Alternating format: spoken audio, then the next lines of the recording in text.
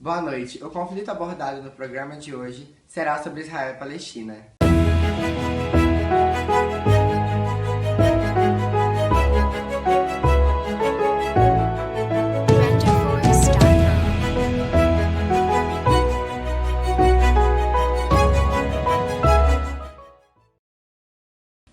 Na edição passada, a gente discutiu um pouco mais sobre Caxemira com a historiadora Clara Reis.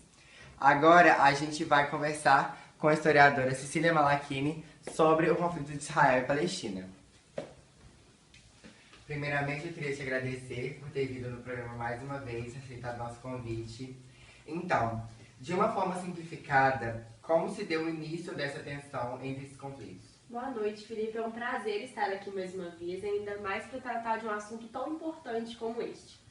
Bem, de uma forma simplificada, toda essa tensão ela surgiu com o movimento sionista que pretendia criar um Estado judaico na região da Palestina. Essa criação ela foi oficializada no dia 14 de maio de 48 e desde então essa região ela é um cenário de conflitos e de tensões entre esses povos, cada um defendendo seus direitos. Você comentou que Israel foi fundado na região da Palestina. Por que essa fundação ocorreu no Oriente Médio? A religião judaica, ela vê a região onde Israel foi fundada como a terra prometida por Deus ao primeiro patriarca, Abraão, aos seus descendentes. A Comissão Especial para as Nações Unidas para a Palestina, ela declarou no dia 3 de setembro de 1947, na Assembleia Geral, que os motivos que levaram à criação do Estado israelense na Palestina foi justamente baseado em fontes históricas e bíblicas. Sobre esse conflito, quais são os principais pontos? Então, a gente pode elencar como os pontos principais dessa tensão a demora da criação de um Estado independente palestino, a construção de assentamentos israelenses na Cisjordânia e, principalmente, a barreira construída por Israel. Todos esses pontos eles complicam o andamento de um processo de paz.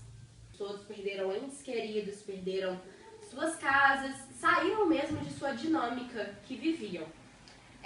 Esses conflitos armados, eles são importantes também para a gente ter em mente que não foi atingido só o local mesmo. Os países vizinhos, países próximos, eles receberam muitos refugiados.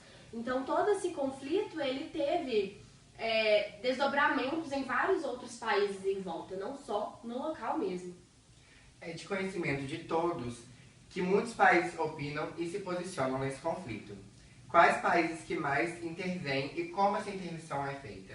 Bem, quando a gente fala de uma influência externa, a gente tem que ter em mente principalmente os países depois da Segunda Guerra Mundial, né?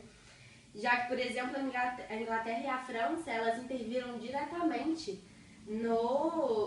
nesse movimento de partilha mesmo, nessa negociação, em todos esses pontos.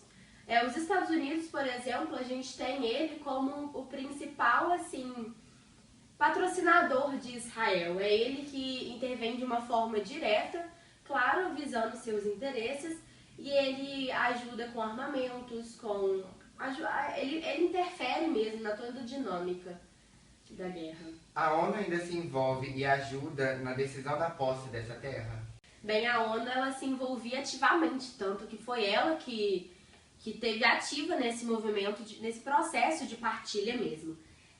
Ainda hoje ela é bastante presente nos campos de refugiados, é ela quem garante a presença de clínicas, de escola, distribuição de alimentos nesse campo de refugiados, que vale ressaltar que são bastantes. Agora, para finalizar, do ponto de vista de uma filósofa e historiadora especializada no assunto, como você enxerga o futuro desse conflito entre Israel e Palestina? Bem, o futuro do conflito entre Israel e Palestina, ele ainda é muito incerto e conturbado. Tem uma frase de Mahatma Gandhi que eu considero como muito importante, que diz que o bem mais precioso do homem, o ato mais precioso do homem é a paz. E por ser tão plena em si mesmo, é o mais difícil de ser alcançado.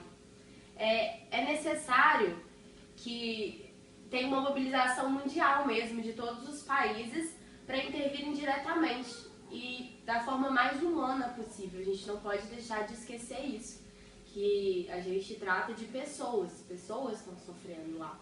Então, acho que é só depois mesmo de uma mobilização mundial que pode chegar a paz mesmo nessa região. Eu queria te agradecer por mais uma presença no nosso programa, Cecília. Muito obrigado. E confira amanhã com o nosso professor Jairo, de Geografia, que vai discutir sobre o Sudão e Sudão do Sul.